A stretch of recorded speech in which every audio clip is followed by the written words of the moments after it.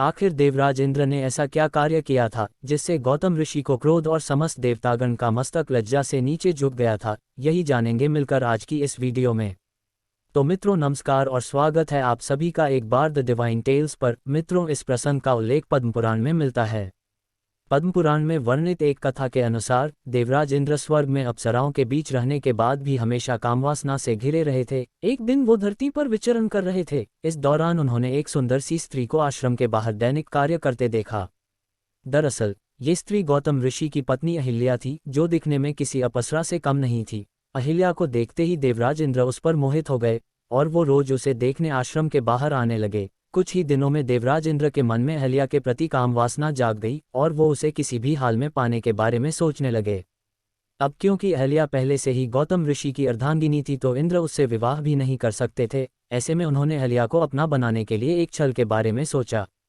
उन्होंने सुबह गौतम ऋषि का रूप धारण कर अहिल्या के साथ कामक्रीड़ा करने की योजना बनाई, क्योंकि सूर्य उदय होने से पहले ही गौतम ऋषि नदी में स्नान करने के लिए जाया करते थे और करीब 2 से 3 घंटे के बाद ही आश्रम लौटते थे।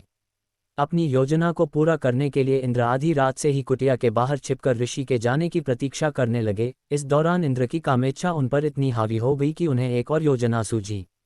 उन्होंने अपनी माया से ऐसा वातावरण बना दिया जिसे देखकर ऐसा प्रतीत हुआ था कि सुबह हो गई है। ये देखकर गौतम ऋषि कुटिया से बाहर चले गए।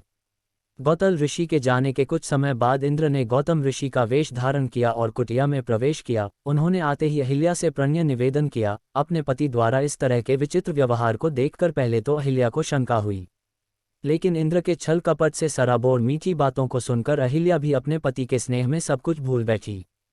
उधर नदी के पास जाने पर गौतम ऋषि ने आसपास का वातावरण देखा, जिससे उन्हें अनुभव हुआ कि अभी सुबह नहीं हुई है। गौतम ऋषि को ये समझने में ज्यादा समय नहीं लगा कि कुछ अनहोनी होने वाली है। इस भय से वो जल्दी से आश्रम पहुंच गए, जहां उन्होंने अपने वेश में किसी और पुरुष को अहिल्या के साथ रति क्रियाएं करते देखा।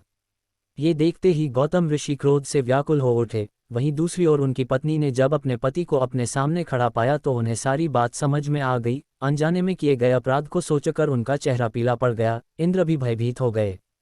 क्रोध से भरकर गौतम ऋषि ने इंद्र से कहा, मूर्ख, तूने मेरी पत्नी का स्त्रीत्व भंग किया है। उसकी योनि को पाने की इच्छा मात्र के लिए तूने इतना बड़ा अपराध कर दिया। यदि तुझे स्त्री योनि को पाने की इतनी ही लालसा है तो मैं तुझे श्राप देता हूं कि अभी इसी समय तेरे पूरे शरीर पर 1000 योनियां उत्पन्न हो जाएगी, ताकि स्त्री की योनि पाने के लिए तुझे किसी और स्त्री का सहारा ना लेना पड़े।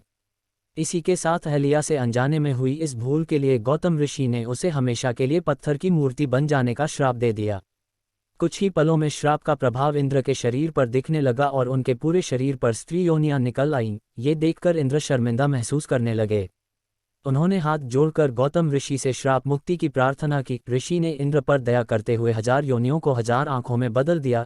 इसलिए ही मित्रों आपको कई चित्रों में इंद्र के शरीर पर कई आंखें निकली हुई नजर आती होगी, जो गौतम ऋषि के श्राप का ही परिणाम है।